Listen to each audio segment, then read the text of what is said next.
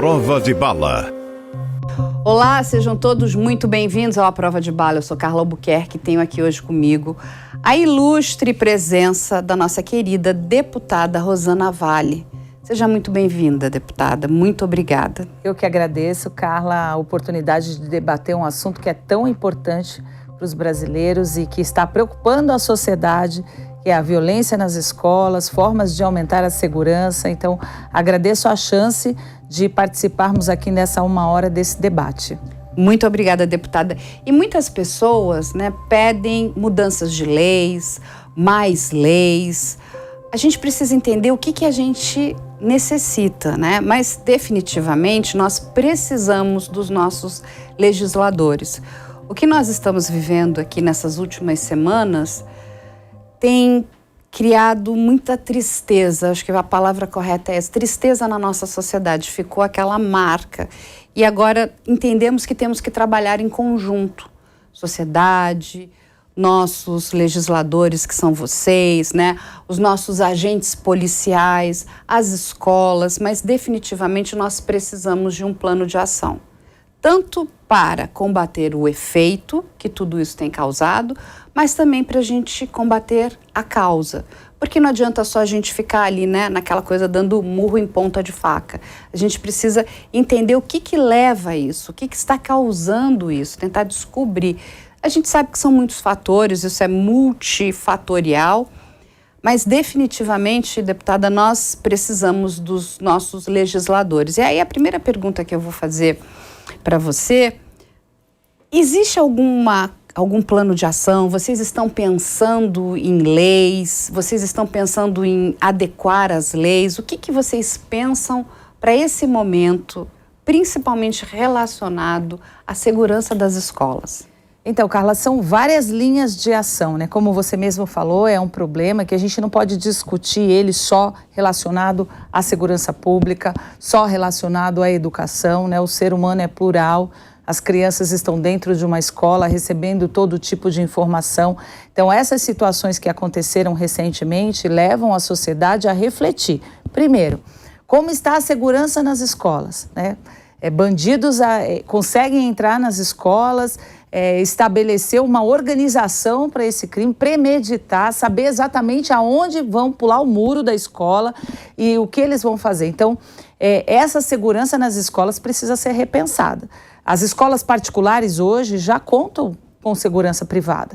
As escolas públicas ainda não. Infelizmente, a gente começa a discutir um assunto depois que o problema acontece, depois que a tragédia acontece. Então, essa é uma linha de ação e o governo do estado de São Paulo está para acalmar realmente a população tomando medidas emergenciais e elas precisam ser tomadas. Vamos colocar seguranças particulares nas escolas, vamos colocar psicólogos nas escolas para acalmar também o terror dos professores, o pânico dos pais, e isso precisa ser resolvido de forma imediata. Segunda abrangência, segunda ação, a violência que parte dos próprios estudantes. O que está levando esses estudantes a criarem esse comportamento? Muitas que foram entrevistados depois falam, eu sofria bullying, eu era maltratado, eu era chamado de esgoto. Mas onde que está a detecção precoce desse tipo de atitude para evitar que se chegue a esse ponto, O menino sendo ali vítima de bullying, aí vai desenvolvendo um comportamento psicopata até, Porque a gente pode ser vítima de bullying. Completamente inadequado, Exatamente. Mas essa parte dos psicólogos nas escolas é um projeto de lei que eu tenho já há bastante tempo. Ai, parabéns. A escola tem que ter para monitorar. Ali o estudante passa um longo período e cada vez mais a nossa sociedade, homens, mulheres trabalham, os filhos são educados aqui, virou a chupeta eletrônica das crianças. Então, será que a nossa sociedade está preparada para isso? A gente vê que não está preparada para esse novo mundo. As investigações também precisam se adequar aos novos tempos. Não existe mais aquela figura do investigador que sai na rua colhendo a prova, eles arquitetam os crimes nas plataformas, na internet. Então, investimento em inteligência, né? Investimento em tecnologia, a polícia precisa se preparar para isso. E o que não podemos é discutir esse assunto de forma isolada. Só a questão da educação, só a questão da segurança pública, porque senão a gente não consegue. A gente não consegue pôr um policial em cada escola, a gente não consegue colocar um policial a cada metro quadrado para evitar esses crimes. Então, vamos olhar exemplos do que países fizeram, quais foram as medidas tomadas, vamos chamar a sociedade para uma discussão, nós do parlamento também, porque leis, elas existem. Um exemplo, mudando um pouco a vertente, mas falando, por exemplo, a Lei Maria da Penha é perfeita, ela é ótima, é uma das leis mais eficientes do mundo na sua redação, mas não na sua aplicação. Exato, esse é o ponto, Os casos de feminicídio estão aí, então o que acontece? Não é a lei, é a impunidade, é a aplicação da lei, o papel aceita tudo. Mas como que a gente pode tornar isso efetivo? Não está sendo efetivo. A prova nas escolas, a gente está vendo agora. Bandidos têm acesso facilitado nas escolas. Crianças são vítimas de bullying, desenvolvem comportamentos, levam facas, armas dos pais. Às vezes o pai é policial e toda essa discussão tem que ser sem barreiras e sem sem hipocrisia, né? Sem aquele falso pudor. Vamos discutir o que realmente está acontecendo. A sociedade está doente. A gente sabe disso. É verdade. Você falou uma frase muito importante. A nossa sociedade está doente. E eu completaria, muito doente. E a gente tem até uma questão aqui que é geracional, né? Existe um abismo. Porque muito vem se discutindo, né? Da onde isso nasce? Né? Tem um nascedouro. Né? Quando a gente estuda até o comportamento do crime, né? O crime também se adapta. Né? Ele saiu das ruas e ele foi para o universo digital. É mais fácil, inclusive mais democrático. Né? Ele trouxe mais pessoas para dentro dessa camada, desse universo criminoso. Infelizmente, pessoas muito jovens. A gente vê pessoas com comportamentos inadequados dentro dessas plataformas. Elas não deveriam estar ali. A gente levantou aqui um ponto muito importante que infelizmente, as famílias usam a internet, o celular, um computador, um iPad como uma chupeta eletrônica. Então, aquela criança está me aborrecendo, você dá para ela, e nós todos fomos crianças, lembra? Nossos pais, sim. Eles tinham que parar, porque nós também perturbávamos os nossos pais, né? Porque criança quer atenção. E se você resolveu ter filhos, precisa estar disponível para eles. E não adianta falar, então tá, eu quero conversar aqui, então tomo o celular, porque eu estou cansada, porque eu trabalhei muito. Faz parte. Criar e educar filhos dá trabalho. Mas a recompensa lá na frente é extraordinária. Quando você vê seu filho bem criado, crescido, um bom profissional, com um propósito na vida, valeu qualquer esforço que você tenha feito. Eu digo que filho, quando você, e principalmente na questão da educação, isso não é gasto, isso é investimento. Cada minuto que você investe no seu filho, você sai ganhando lá na frente. Mas o que acontece? Hoje as famílias, deputada Rosana, elas, não sei se talvez, eu vou colocar isso, né? Talvez por um desconhecimento, não entendem que isso aqui é maravilhoso, porque ele melhora a sua qualidade profissional, mas você precisa saber navegar aqui, né? Sua qualidade de estudos, você pode conhecer, né? Fazer novos amigos da sua idade, pessoas, né? Que têm o mesmo interesse que você, mas ao mesmo tempo isso aqui é um pântano, isso aqui é um esgoto. Você vai encontrar o que é bom e o que é ruim. Vai encontrar o que está de pior. E se você não tiver uma vigilância, né, e é isso que é importante a gente falar para os pais, eu vou pedir para você aqui fazer coro comigo, eles precisam estar vigilantes. Não significa que você vai acabar com a privacidade do seu filho. Porque hoje ele está vendo a galinha pintadinha, bonitinho, mas amanhã ele vai querer ver outras coisas.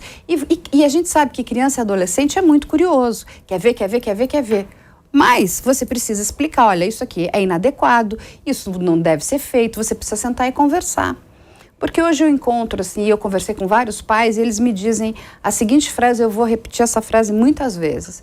Meu filho é tão bom, ele não sai de casa, ele fica quieto, ele está trancado no quarto. E o pai não tem a menor ideia, tampouco a mãe, do que o filho está fazendo, ou tampouco a filha. Aonde ele está enfiado? Em que universo ele está enfiado? O que ele está vendo? Com quem ele está conversando? Entende? E aí eu digo, as famílias têm um papel importante e é fundamental. Porque é a primeira barreira. Eu digo que se esse trabalho for bem feito dentro de casa, a gente vai conseguir ajudar muito a nossa sociedade. O que você pensa sobre isso, deputada? Eu concordo com você, eu tenho 2 filhos, né? Um já é jovem, o outro está entrando na adolescência e eu, assim, trouxe para a minha vida essa frase, né? Educar filho dá trabalho. E eu também fui professora do ensino básico, que legal, no começo da minha carreira. E era uma das coisas mais tristes que eu ouvia de alguns pais. Na época eu fui professora de escola pública, era o pai ou a mãe se referia assim, o que você está aprendendo na escola? Não está tendo educação na escola? Quem tem que ensinar isso é a família. Verdade. É o ambiente familiar que tem que dar a base. A escola instrui, ensina disciplina e até naquele momento, mas está faltando essa proteção da família. E as coisas estão avançando com uma velocidade assustadora. Hoje o pai não sabe. O filho pode estar trancado no quarto e está entrando num mundo virtual terrível que pode estar levando ele a uma sequência, uma espiral ali que quando o pai e a mãe, a família vai perceber, não vai dar mais tempo, né, de correr. Então, o monitoramento a gente não pode largar, né? O professor ali passa 4, 5 horas com as crianças, mas a função do professor é ensinar matemática, português, até trazer para disciplinas para a escola como reflexão, mas é a família. A família é responsável por aquela criança, né? O que ela vai, como você falou, nada mais orgulhoso, né, para os pais, uma admiração, ver, olha, eu eduquei bem, o meu filho está preparado, a minha filha está preparada para o mundo, formei um cidadão de bem, né, que sabe o dever que tem, que corre atrás. Enfim, mas a gente está delegando muito para os outros responsabilidades que são nossas. Eu entendo desse ponto de vista no caso de uma família. Exatamente, né, deputada? Porque isso vira um bumerangue depois, né? Porque isso volta. Não tem jeito, assim. E o preço é muito alto quando você vê o seu filho envolvido em situações que vão fazer muito mal para ele lá na frente. Seja ele como vítima ou como agressor, os pais precisam estar atentos. Eu não tenho vergonha de falar, o meu filho de 22 anos, que está estudando em Belo Horizonte hoje, eu monitoro ele. Eu sei onde ele está indo. E ele tem 22 anos. E ele fala, mãe, pai, cheguei em casa. Mãe, pai, estou saindo. Eu faço isso. É a preocupação. E não é desculpa que eu trabalho muito. Meu marido também é engenheiro, nós 2 trabalhamos muito. Você não precisa estar 24 horas ali colado na criança para dar a atenção que a criança necessita. Mas você precisa ter o olhar com qualidade, né, esse monitoramento. Como eu falei, o mundo está progredindo com uma velocidade assustadora. Se nós não tivermos essa responsabilidade, não adianta depois culpar a escola, né, que não é a escola. E os professores também estão acuados, né? É muito peso para eles, né? Eu acho que o que está acontecendo na vida dos professores é muito duro, é muito triste. Porque eles já vinham sofrendo também. A gente precisa aqui fazer jus que nós, infelizmente, encontramos aí uma gama, número grande de pais que se sentem ofendidos se um filho tira uma nota baixa, se o filho tem um trabalho que o professor diz que ele precisa melhorar. A gente já vem ouvindo isso dos professores há um longo tempo. E é muito triste, porque nós todos, o que nos une aqui, né? Nós estudamos, nós passamos pela escola, muitos fizeram universidade, outros fizeram curso técnico, e nós precisamos agradecer aos nossos professores. Se hoje, né, escrevemos bem, se falamos bem, né, se fazemos uma conta de matemática minimamente bem, devemos essas pessoas aos nossos mestres. Eles são muito importantes. Mas existe hoje um desrespeito em relação aos professores, porque os pais também, eles não querem mais frustrar os seus filhos. Então é o seguinte, a pessoa tira uma nota baixa, ao invés de ele sentar e conversar e falar, vamos tentar entender por que essa nota baixa chegou aqui, qual é o problema, né? O que você precisa melhorar, como é que eu posso te ajudar? Não, o que o pai faz? Ele vai na escola, o pai ou a mãe, e destroem o professor. Como você ousa dar uma nota baixa para o meu filho ou para a minha filha? O professor fica naquela situação acuada. E o pai repete isso em casa. A gente viu uma cena tristíssima outro dia, que era um completo desrespeito ao professor dentro de sala de aula. Os adolescentes zombavam dele. Ou seja, para que você vai para a escola? Se você não vai lá para aprender, fica em casa, né? Aí é o famoso fica em casa mesmo, né? Você só tem uma função. É uma questão de ética, de moral. Então, assim, nós todos precisamos refletir como sociedade, porque estamos caminhando por uma questão um tanto quanto doentia, não é? E é o que você falou muito bem, deputada. O professor, ele está ali para ensinar, né? A educação é trabalho dos pais. Formação do indivíduo. Exatamente. Ele vai te ensinar português, matemática, química, biologia, física. E olha, as pessoas reclamam, nós reclamamos também. Mas, gente, isso tudo lá na frente você vai sentir saudades. Faz bem para o seu cérebro, sabe? É uma massagem nessa musculatura cerebral. E é tão importante isso, que os primeiros anos de vida formam o indivíduo. Uma vez eu vi, isso aí até foi bem difundido na época, uma crônica, um comentário, que a pessoa falava assim, o essencial para eu ser um cidadão, eu aprendi até meus 7 anos na escola. Aprendi a não levar nada do coleguinha para casa, aprendi o respeito ao professor, aprendi a ficar na fila e esperar meu horário de entrar. Então, o básico para a gente ser um cidadão e viver bem, a gente aprende nos primeiros anos de vida. E se a infância não tiver essa atenção, né, se nós estivermos cada vez mais, né, gerando filhos e jogando para o mundo e colocando eles... Criança de 2 anos mexe em celular. Sim, às vezes se bobear, antes de falar, ela já está com o dedinho fazendo assim. Se a sociedade não chamar para si essa responsabilidade, eu não sei quantas e quantas gerações nós vamos começar a formar de pessoas que acham que tudo pode, que não querem ser frustradas. Exatamente. Que através dos jogos acreditam que você pode matar e daqui a pouco voltar e... Só que você não volta. No jogo sim, mas na vida real não. Há perde a percepção, né, esse contato é muito importante. O ambiente virtual, ele não pode ser a razão. Como que uma pessoa, uma criança em formação pode ficar 10 horas no computador, ali, ele acaba se confundindo com o que é. Uma vez eu vi um depoimento de um desses agressores e ele falou, não, eu quis replicar o que eu via no jogo aqui na escola. Então eu fui lá, ele usava aquele capuz, mais ou menos igual o personagem.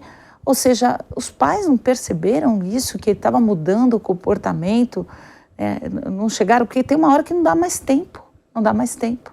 E daí eu acredito que é função também da escola monitorar, porque a situação pode chegar, né, tá numa crescente. Então, tem que ter psicólogo na escola. Do jeito que tá, tem que ter psicólogo. Esse projeto de lei fala, é igual o professor de matemática, tem que ter um psicólogo ali. Falou, opa, o comportamento dessa criança não tá... É um projeto de saúde mental, deputada. Exato.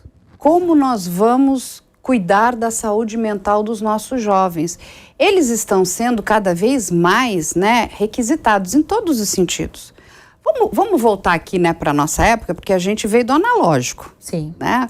Eu estava outro dia conversando com outros amigos, né, jornalistas, e eles me lembraram muito bem. Ele falava, Carla, a gente comprava, né, o jornal chegava em casa, então você tinha aquela... Você recebia, você lia a notícia, você tinha 24 horas para digerir aquela notícia. Chegavam, lógico, os jornais, né, de TV, que eram aqueles grandes jornais, no horário do almoço, depois à noite. Mas era isso que nós tínhamos. Daí você ia receber o jornal impresso novamente no dia seguinte, então você tinha um tempo para digerir a informação. Hoje chega notícia minuto a minuto. E tudo quanto é tipo de notícia. Que a sociedade, muitas vezes, não tem maturidade para discernir o que é verdade e o que não é. Isso é temeroso, é muito temeroso. É um bombardeio de informação e de conteúdo. Você, como jornalista, você responde por aquilo que você divulga. No caso da internet, todo mundo virou um jornalista em potencial, só que sem comprometimento com a imparcialidade, né, com a credibilidade, com a informação correta.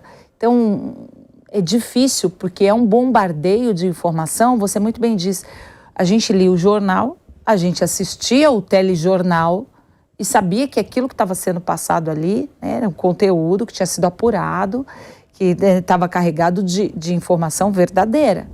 Hoje se perdeu essa noção, porque essa briga também ideológica também ajuda a disseminar ainda mais, né, conteúdos para as bolhas que se alimentam, e as pessoas perderam a noção da realidade, muitas vezes. E cria um grande transtorno de ansiedade nas pessoas, porque elas vão ficando ansiosas, né? E a gente sabe muito bem, como você levantou, nesse universo digital, nós somos impactados pelo algoritmo.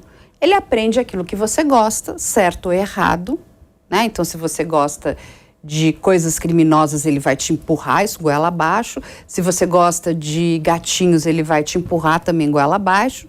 Se eu começar a falar de água, eu vou sair daqui, ele vai, né?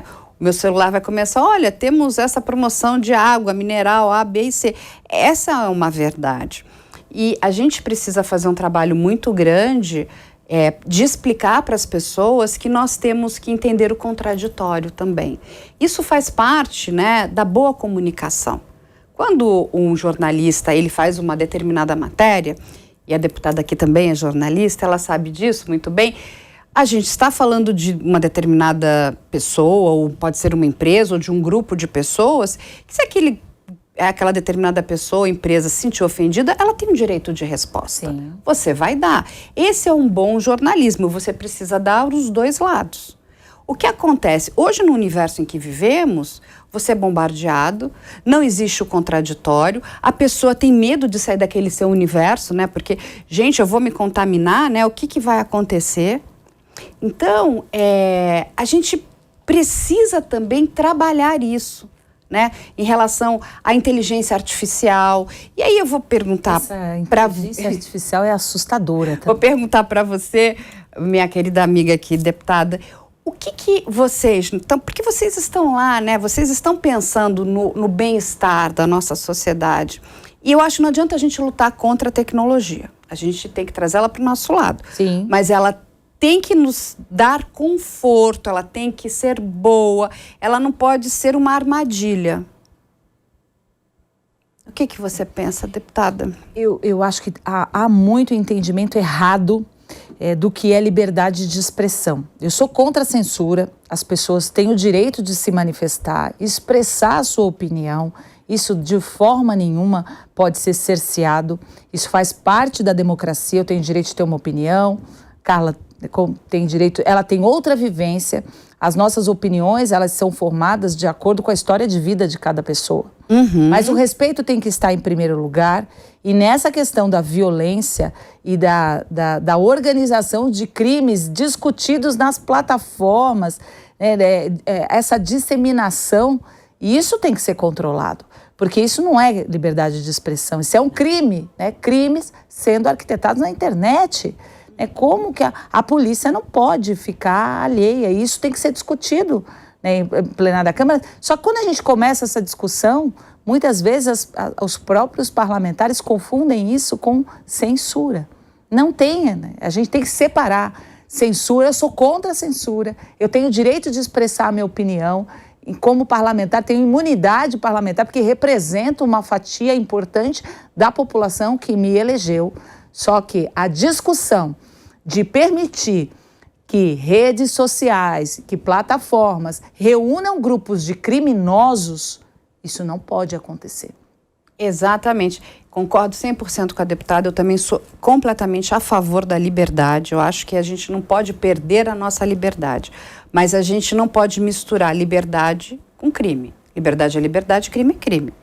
Quando grupos de pessoas maior de idade ou menores de idade se reúnem dentro, né, desse universo digital para combinar crimes, a gente tem um problema sério. Sabe o que é triste, deputada? Porque essas empresas, elas não são nacionais. Elas, né, a grande maioria dessas empresas são americanas, elas foram criadas ali no Vale do Silício, ali no Silicon Valley. E eu até entendo, já estive lá várias vezes, já conversei com várias pessoas dessas empresas. Eles têm uma ideia disruptiva. Eles também são completamente a favor da liberdade, não podemos colocar freio nenhum. Calma lá. Desde que você não coloque a vida de pessoas em risco. E para mim o mais grave é quando você coloca a vida de pessoas que são muito jovens em risco. Porque quando a gente pega uma plataforma que ela está sendo muito falada nesses últimos tempos, que é o Discord, né? Ele diz o seguinte, é uma plataforma de comunicação, ela foi feita para que pessoas possam se comunicar como se fossem salas de bate-papo, que elas podem ser públicas ou privadas. Isso é legal. Exatamente. É normal, e é bom. E é bom. Bom, porque olha, pessoas distantes. Durante a pandemia, né, ela foi, o foco inicial dela era para o público que jogava game, porque muitas vezes você tem aquelas grandes equipes, né, tem 12, 15, 20, quem nunca viu, né, um jogo de e-games, é maravilhoso. Então eles têm, um de repente está num estado, outro está no outro, eles precisam se comunicar para, né, enfim, vamos decidir novas estratégias de jogadas, está tudo certo, isso é maravilhoso. Durante a pandemia, muitas empresas foram parar lá dentro, né? Escolas foram dar aula dentro do Discord, porque você tem ali, você pode usar voz, vídeo, texto, ela te dá muitas funcionalidades. Tudo isso é maravilhoso.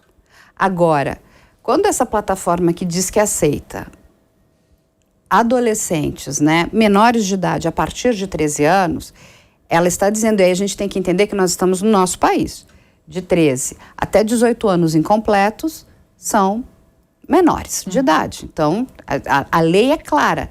Essas pessoas precisam, inclusive, ser protegidas. Essas pessoas precisam estar em ambientes seguros. Então, a plataforma, no mínimo, precisa prezar pela segurança dessas pessoas, que elas são vulneráveis aos olhos da nossa lei. O que acontece? Essas salas, que podem ser privadas, né, reúnem hoje um número muito grande de pessoas, que a gente até, né, vamos dizer ali, fazendo uma investigação, nós descobrimos que nós temos ali menores de idade, mas temos também maiores de idade. Ali o negócio está todo misturado, combinando crimes. Então, quando a gente entende como é que isso está acontecendo, o Nascedouro nasce aqui, aí sobe para as outras plataformas que a gente conhece, e eles têm feito essas barbaridades que temos assistido. E a liberdade não pode ser... Isso não é liberdade, exatamente. Você está ali combinando crimes. E a minha pergunta, que eu não consigo entender, por que a plataforma não colabora com a autoridade policial? Entende? Porque você não... Se a gente aqui, nós estamos aqui nessa sala, nesse estúdio, se nós enxergarmos um crime aqui, nós vamos comunicar à autoridade policial, sem a menor sombra de dúvida. Por que isso não acontece? Por que não existe essa colaboração? Essas empresas, elas não se sentem responsáveis por o que é discutido lá. E, para mim, isso já extrapola, né, a liberdade de expressão, como você falou. Se você sabe que ali está sendo, que aquele ambiente virtual, ele está sendo usado para você arquitetar e ainda mais que permite a entrada, como você falou, de crianças, de adolescentes. E se você sabe, você tem que colaborar, você tem que abrir e facilitar o trabalho da polícia. Não é uma censura, é uma investigação policial. Assim como eu defendo também que a polícia tem que encontrar mecanismos para que as investigações sejam feitas nesse ambiente. Pessoas e investigadores e equipe, investimento em inteligência, em tecnologia, para se infiltrar nessas plataformas e descobrir ali, né, essas organizações e para evitar que esses crimes venham a acontecer.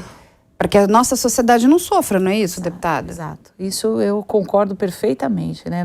E há uma mistura. Quando esses assuntos são discutidos no Congresso, há uma mistura. Não, mas isso é cercear o direito. Isso é você interferir no que está sendo discutido, né? A empresa não tem como interferir. Não, você está colocando a vida em risco. Ou você descobre que ali foi feito. Tem que ser uma exigência, a empresa tem que prestar total apoio à investigação que é feita. E é aí que eu gostaria de chegar com você, Rosana, porque assim, a gente está falando aqui, né, do nosso Congresso, é onde as leis são feitas, elas são pensadas, e é onde existe, né, toda a preocupação com a nossa sociedade, né? Vocês são a voz do povo ali, né? E quando a gente entende o problema que nós estamos vivendo, ele não é pequeno não, assim, mas eu acho que hoje a polícia, né, as polícias de todos os estados da nossa federação estão fazendo um excelente trabalho. Eu particularmente quero aqui agradecer, inclusive, ao nosso governador, ao nosso secretário de segurança. Eu conheço muito o secretário de segurança, gravei muito com o capitão Derrite durante o período dele na rota, conheço ele de longa data, sei o quanto ele é preocupado com essas questões e principalmente preocupado com a segurança da nossa sociedade. Está todo mundo aqui trabalhando, está todo mundo trabalhando, mas isso é muito bom, inclusive para trazer um pouco de paz, né, para as famílias que estão hoje muito preocupadas. Levo meu filho para a escola, não levo, o que eu faço, né? E se acontecer alguma coisa, a escola está preparada para, né, acudir meu filho? Enfim, o que eu acho que é importante agora nesse momento é que todos os esforços estão, inclusive de todas as secretarias de segurança, focados nas escolas. Mas a gente sabe que isso não vai parar. Pode ser que ele se acalme, porque a gente acompanha o que acontece nos outros países. E tem outro lado também, que quando você começa a divulgar, é uma espiral, quando você começa a divulgar o que aconteceu, parece que você está também incentivando, acontece uma coisa, dali a alguns dias começa a pipocar vários, né? Parece que eles gostam, né, esses psicopatas, eles gostam dessa publicidade. E isso também precisa ser, precisamos refletir sobre isso, né? A que ponto, né, a divulgação de informações assim, de notícias assim, estimula o bandido a planejar também, né, para ter a sua notoriedade. É muito complexo isso. Eu acompanho o trabalho do capitão Derrite, do governo do estado, como eu falei, são ações diferentes. Nesse primeiro momento, as ações precisam ser emergenciais mesmo, para que a gente dê, né, leve uma resposta para a população. E o governo do estado está fazendo isso. Está. Nessas ações que já foram tomadas, né, segurança particular nas escolas, treinamentos de pais, professores, reuniões, e psicólogos ali para dar toda assistência, é o que precisa nesse momento. Só que num segundo momento, nós precisamos equipar nossa polícia para que essas ações elas sejam desvendadas ali na organização delas, com infiltrados nas plataformas. Isso é investimento em tecnologia, que eu já vi diversas vezes o governador falando, em inteligência, em sistemas de inteligência, para prever essas situações e conseguir evitá-las. E a reflexão da sociedade, que nós não estamos falando, e isso eu sofro na Câmara. Eu entrei na política em 2018, Carla, eu venho de uma história, primeiro de professora, depois de jornalista, e um dos grandes impactos que eu tive em Brasília foi descobrir ali que muito se fala para si mesmo, monólogos. Porque as ideologias, elas estão tão contaminadas, as pessoas estão tão contaminadas com as ideologias que elas têm, que elas não querem mudar 1 milímetro das suas posições. É triste. E é muito difícil isso, você dialogar, você parlar, né? Parlamento é de parlar. É de parlar. E a oposição é boa, porque ela contribui, quando ela contribui para um projeto. Não, você está pensando errado, deputada. O seu projeto tem essas deficiências, nós vamos acrescentar isso e forma um produto bom. Só que, desde que eu entrei lá em 2018, eu lamento isso, lamento. Cada vez mais as pessoas estão fazendo discursos que são monólogos. Elas falam para aquele público delas, para aquela bolha, e não avança nada.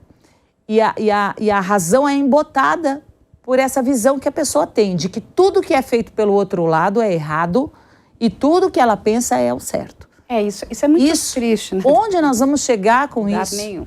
Com bolhas de comportamentos, de entendimentos, aí a pessoa só consome aquilo da sua bolha, aquilo para ela é uma verdade absoluta, o outro lado é o lado bandido, quem não pensa como ela está errado, está errado. O Brasil não avança assim. Não avança. E você falou muito bem, né? Eu particularmente, eu não tenho o menor problema de mudar a minha opinião. Principalmente porque a gente está o tempo todo aprendendo alguma coisa. Eu digo que a gente aprende com todas as pessoas. As pessoas que têm, enfim, desde uma grande formação curricular ou aquelas que têm a formação da vida. Mas você chegou num ponto que, para mim, era muito importante nessa conversa, porque nós estamos falando aqui, né, dos nossos deputados, do nosso parlamento. E a pergunta para você, deputada, você sente que esses deputados ali, que o nosso parlamento está preparado para entender esse momento que estamos vivendo? Porque, assim, é um momento complicado. É lógico que a gente entende que estamos fazendo um excelente trabalho agora para conter o problema, né? Que é conter o efeito. Mas, da mesma forma que eu fui conversar com vários pais para tentar descobrir se eles entendiam o que estava acontecendo com seus filhos, e eu fiquei um tanto quanto assustada, porque existe ali, né, um abismo geracional, principalmente em relação à tecnologia. Aí eu lhe pergunto, deputada, o nosso parlamento, como é que ele está? Ele entende esse problema ou você enxerga também um abismo ali? Porque, assim, é tão importante que a gente debata e discuta isso. Nós estamos falando do futuro do nosso país, dessas pessoas que estão na escola e que precisam muito do olhar de vocês. Eu acredito que existem excelentes parlamentares que estão lá realmente para discutir e avançar e produzir projetos que mudam, né, os rumos do nosso país e melhorem a nossa sociedade. Existem sim, nós não podemos generalizar, mas também, infelizmente, tem muitos ali que estão fechados em seu próprio discurso, contaminados por uma ideologia que não muda 1 milímetro das suas posições, estão falando para suas bolhas. Nós somos ainda ali, nós estamos em um regimento da Câmara que também precisa ser mudado. Nós temos parlamentares demais, discussões demais. Eu fiquei assustada no início, porque eu percebi ali, a gente perde, às vezes, quase 2 horas para decidir se vota, se vai votar, se vota o projeto. Porque antes de votar o projeto em si, o mérito do projeto, a gente discute adiamento de pauta, adiamento da discussão, retirada de pauta. Aquilo é tão extenuante e o volume dos projetos que são apresentados, porque aquela ânsia, existem leis, projetos de leis demais. Não é isso, nesse momento, a discussão deveria ser como aplicar melhor essas leis. Mas ali tem um grupo, né, e é esse sistema viciado que muitas vezes nos impede de chegar a algum lugar. Quando eu vou propor um projeto de lei, eu primeiro verifico, porque às vezes você vai propor um projeto e já tem 30 projetos iguais. Parecidos, semelhantes, que eles são apensados. Isso também, né? Vamos entrar no parlamento com esse espírito desarmado de querer melhorar. Ideologias, lógico, nos norteia o caminho, mas é como você falou e é assim que eu penso, eu não tenho problema nenhum de ser convencida. Várias e várias vezes eu participei de votações na Câmara que eu fiquei na dúvida do que era que eu deveria votar. Porque eu não estou ali para olhar o que o meu partido vota e fazer igual. Senão, não seria. Eu continuaria na minha profissão como jornalista. Eu estou ali para fazer o meu melhor. E várias vezes eu fiquei em dúvida, eu fui pesquisar, eu consultei especialistas, porque um parlamentar também não vai querer saber de todas as coisas, achar que sabe tudo que está lá. Não. Se é um projeto na área da segurança, eu pesquiso bastante. eu vou procurar informações daquele projeto. Se é um projeto na área jurídica, de mudança de código penal e tal, eu também vou pesquisar. E eu acredito que esse deveria ser o comportamento de todos que estão ali representando a população. Mas nós ainda temos que avançar muito. Muitas vezes são discussões vazias, infelizmente eu tenho que falar, discussões vazias que são feitas, transformadas depois em discursos para as suas bolhas. A sociedade está muito dividida nessa polarização e isso não faz bem para ninguém. Exatamente, a gente precisa agora parar com isso. E olha, eu quero agradecer a sua honestidade. É tão importante, né, quando encontramos pessoas honestas, quando a gente começa a entender os nossos próprios problemas, e quando eu digo, né, a nossa casa ali, inclusive para trazer isso para a sociedade, porque a gente sabe que a sociedade tem um poder muito forte, né, inclusive de cobrar. Olha, vamos parar com isso. Como é que nós mudamos? Porque hoje o problema que estamos vivendo, né, não é pequeno não, e de novo, eu sempre falo para as pessoas, você achar que a polícia vai resolver tudo, isso é uma falácia, é uma tragédia, né, até porque isso não é, ele é um trabalho de polícia depois que um crime se instaurou, se estabeleceu. A questão é como é que eu faço para isso não acontecer? Como é que eu faço para que esse crime não aconteça? É isso que todos nós deveríamos estar pensando juntos, né? Os parlamentares, o judiciário, a sociedade, toda a nossa equipe do executivo. Mas enquanto né? uns brigam com os outros, nós não chegamos a lugar nenhum, infelizmente. Exatamente. E aí o que acontece? A gente fica com uma polícia que está sobrecarregada. A gente já viu o que significa a gente sobrecarregar um sistema. A gente passou isso na pandemia. Quando o sistema de saúde ficou sobrecarregado, a gente chegou à beira de um caos. Praticamente ali um colapso. Você não podia ter nada, não podia ter uma dor de dente, porque tudo tinha que estar voltado exatamente, corretamente para o atendimento dos doentes da Covid. Então e muitos outros doentes ficaram em segundo plano. Hoje é a mesma coisa. As nossas forças de segurança estão sendo sobrecarregadas. E está errado. E a gente achar que a polícia vai resolver... Ou achar um culpado, né? Porque não. O culpado é esse... Qual é o nosso papel? A segurança, o culpado é a educação, o culpado...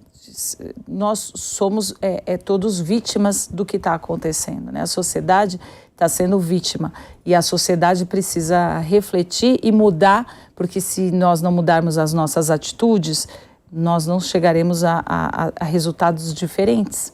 Exatamente. E aí eu vou jogar aqui um ingrediente na nossa conversa, porque eu até conversei antes aqui com a deputada e eu contei para ela, né, que nós estamos aí fazendo, eu particularmente tenho me dedicado muito a esse assunto, tenho tentado ajudar no máximo que eu posso, né, inclusive ajudando as nossas forças policiais, todo o material que eu recebo, que pode ser, né, importante para eles, eu tenho repassado.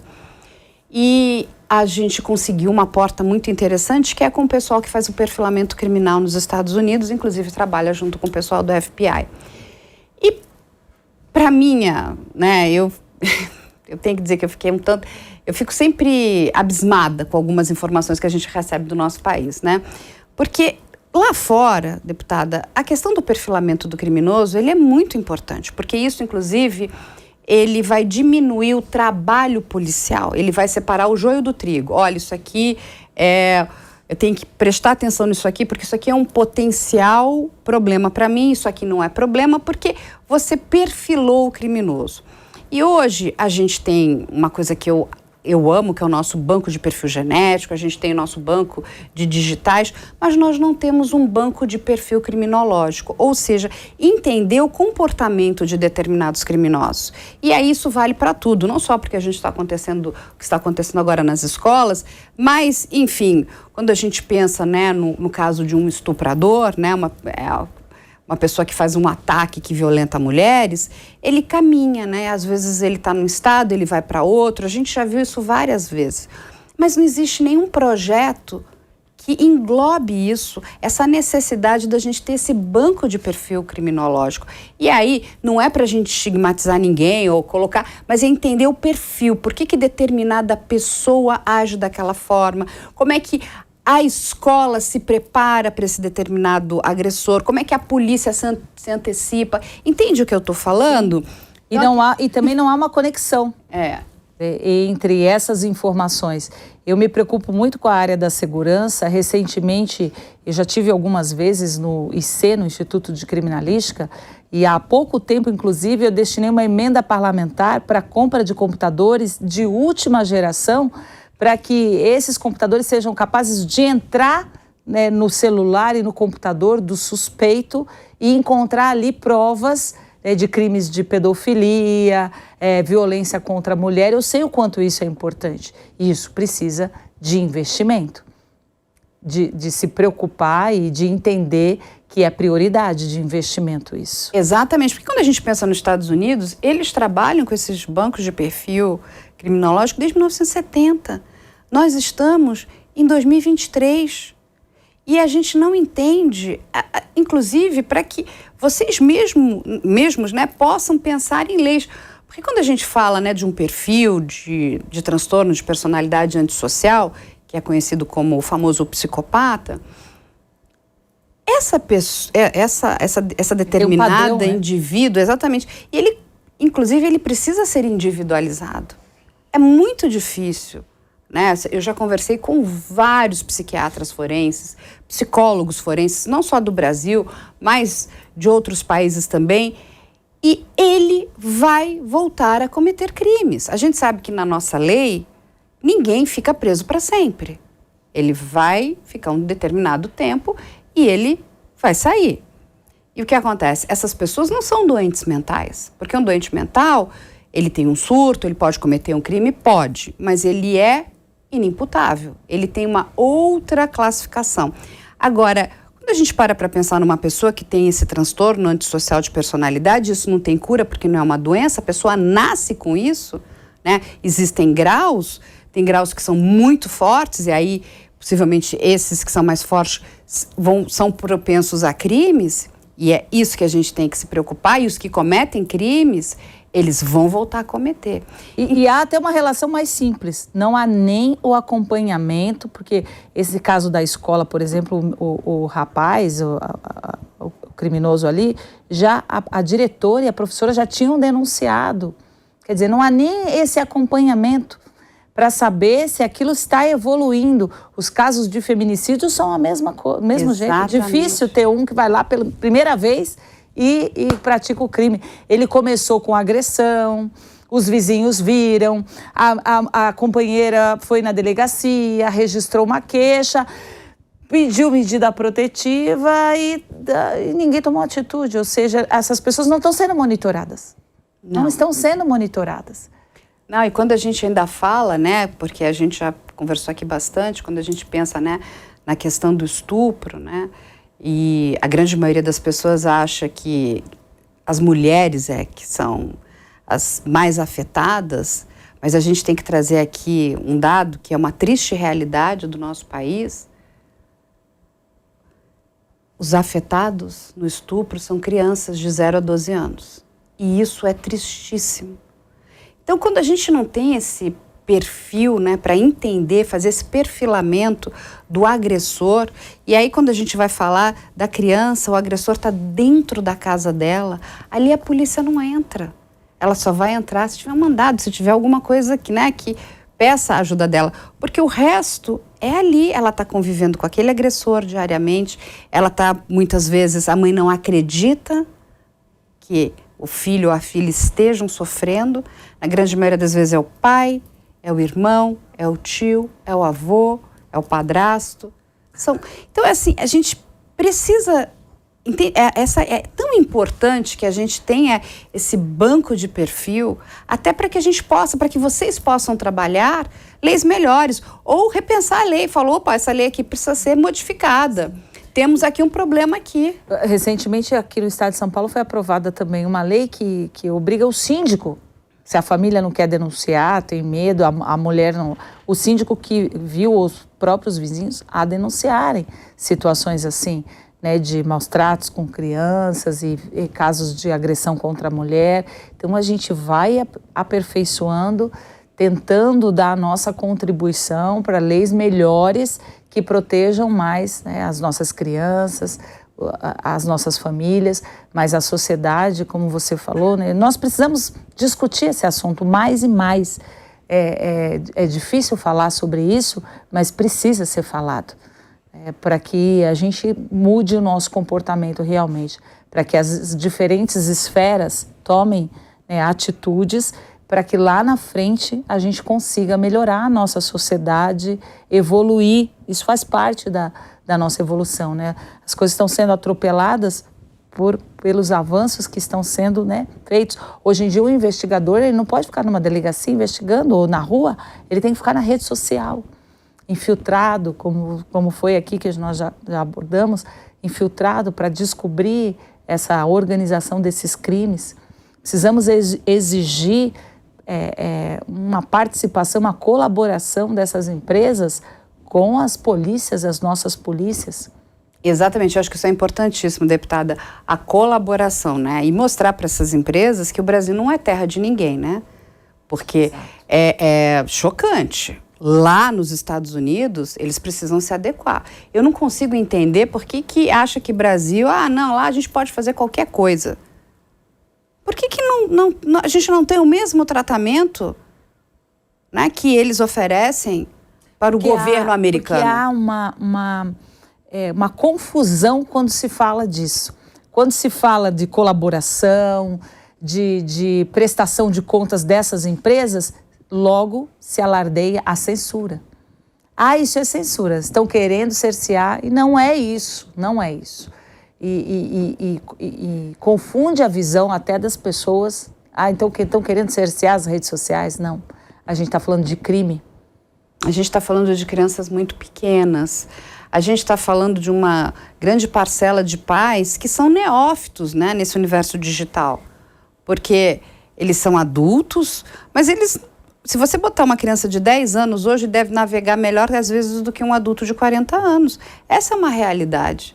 Então, só que ele é muito criança, tem 10, 11 anos, e o outro é o adulto. Não, ele é adulto, ele é completamente, né, imputável, sabe fazer as coisas, mas ele não sabe utilizar muitas tecnologias que estão aqui. Quando a gente, né, descobre que tem um site que se chama Omegle, é onde você conversa com estranhos. É estarrecedor. Tudo que seu pai fala para você é assim, não fale com estranhos. Você precisa conhecer para depois, não é que você vai ser mal educado, mas é um site que incentiva o encontro de pessoas estranhas. E pasme, a partir de 13 anos. E não tem a menor moderação. Os pais não sabem o que é isso, nunca ouviram falar. Aí os filhos começam a ficar dissimulados. Quando o pai entra no quarto, o menino ou a menina muda a página. Eles não conversam mais. A gente tem que parar. Sabe quando eu precisava assim, vamos parar? Precisava dar um botão, stop. Todos nós, onde a gente quer chegar? Porque é muito cansativo para todo mundo, para a polícia, para a imprensa, para os pais, para as escolas. Eu me lembrei agora, muita pena dos professores. Eu me lembrei agora de um programa quando eu era estudante ainda, que era o trânsito. A polícia ia, né, os policiais treinados e eram palestrantes, iam nas escolas ensinar para as crianças as noções de trânsito. Deve ainda ter esse programa. Isso precisa ser reinventado agora, né? Os nossos policiais, os nossos investigadores, eles precisam ir nas escolas para passar essas informações sobre a situação que vem acontecendo e de como a criança às vezes é cooptada antes, né, para essa prevenção. Isso é muito importante. E aproximar os pais também dessas discussões, porque como você falou, há um abismo geracional.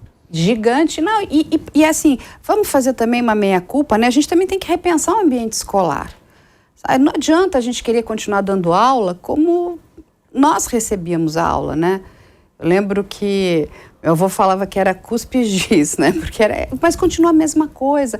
Eu acho também que os ambientes escolares, eles precisam estar jogando junto com os jovens, com os adolescentes. Aquele precisa ser um ambiente onde o adolescente fala, eu não posso não ir para a escola, porque lá é muito legal.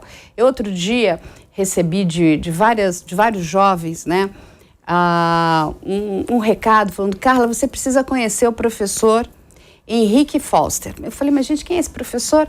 Aí me mandaram a rede social dele, eu falei, gente, ele é fantástico, ele é um professor de Santa Catarina. Gente, o que esse homem faz? Eu falei, gente, eu quero um dia poder conhecer o professor Henrique para dar um abraço nele. Ele transformou as aulas do ensino médio de matemática. Olha, tem coisa que é pesada, difícil, é matemática, do ensino médio mais ainda. E nenhum aluno falta na aula do professor Henrique. Ele vai dar aula de patins. Ele dança na sala de aula, ele leva a pizza. Aí teve aquela moça lá, aquela MC Pipoquinha que foi fazer graça, né? Uma graça infeliz com os professores. Aí outro dia ele fala, eu ganho menos, mas olha, eu trouxe pipoca para todo mundo. Ele é um grande barato. Aí ele vai na rave dos alunos e vai dar aula de matemática no meio da rave. Ele criou o hashtag Vão Estudar, porque só dessa forma a gente muda o nosso país, a gente muda essa situação, esse círculo vicioso, num círculo virtuoso. Nós precisamos desses professores, também precisamos entender o seguinte, o professor ganha mal, infelizmente ganha, nós precisamos repensar. Uma jornada de trabalho extenuante. Exatamente, que é muito difícil, mas a gente precisa desses professores, que, sabe, que eles tirem de dentro deles, sabe, essa coisa, essa mágica, né? Essa faísca, sabe, aquela coisa incrível, que faça com que os alunos gostem de estar na sala de aula, que aquilo seja bom, porque quando você consegue, né, trazer e recuperar um aluno, você muda a vida daquela pessoa, você tira essa pessoa desse pântano, né? Desse lugar horrível que hoje muitos jovens estão enfiados. Na verdade, os profissionais, né, nós todos, né, e é uma meia-culpa, precisamos parar de agir no automático, né, pensar fora da caixinha, dedicar tudo, né, o nosso sentimento nas profissões que nós exercemos. Porque nós estamos aqui, nós não viemos a passeio, nós viemos com uma missão. Eu tenho bastante fé, enfim, seja qual for a fé, nós estamos num período passageiro aqui e a gente tem que procurar deixar o mundo um pouco melhor depois da nossa partida. Seja nas nossas ações, na nossa profissão, no nosso convívio com os nossos familiares, em posições de destaque. Eu nunca pensei na minha vida que um dia eu seria deputada federal. Eu fui professora e sempre exerci o meu trabalho, é um grande privilégio isso. Eu amei ser professora, eu ia dar aula com um sorriso no rosto, tinha 17 anos de idade. Naquela época eu já dava gibizinho para as crianças e alguns professores falavam, nossa, mas gibi, eu falei, esse gibi, eles acabaram, aqui tem que ser um ambiente amistoso. Gostoso. Aí eu gravava as crianças e já inovava, então eu sempre foi da minha natureza ser assim. Mas nós precisamos despender se não se faz as coisas com paixão, não se chega a lugar nenhum. Você precisa ter propósito. Qual é o propósito de cada um de nós? É isso que a gente precisa entender, né? E qual é a marca que a gente quer deixar na nossa história, nessa sociedade, né? Então, eu acho que todos precisamos refletir um pouquinho sobre isso. Dinheiro é bom, é ótimo, é muito importante, poder também, mas eu acho que se a gente não deixar algo importante para a nossa sociedade, não vale a pena o que a gente Fica muito rasa, né? A nossa existência. Eu percebo o brilho no seu olho quando você fala desse assunto, porque realmente você assumiu para si essa responsabilidade, está aqui como uma formadora de opinião, entregando o seu melhor para que haja uma discussão e uma reflexão, né? Assim é o jornalista, assim é o professor, assim é o advogado, assim é o médico. Nós temos a nossa responsabilidade de deixar as coisas melhores depois da nossa presença. Deputada, adorei lhe conhecer. Muito obrigada pelo que você está fazendo. Uma mulher forte, a gente precisa de mulheres fortes, né?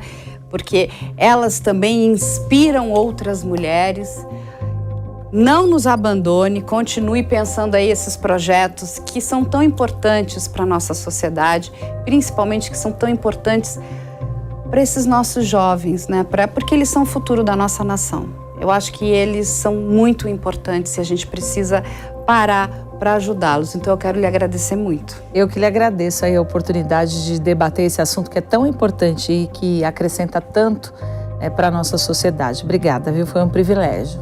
Gente, hoje nós conversamos aqui com a deputada Rosana. Muito obrigada. E olha, a gente espera vocês aqui na próxima semana no mais um A Prova de Bala.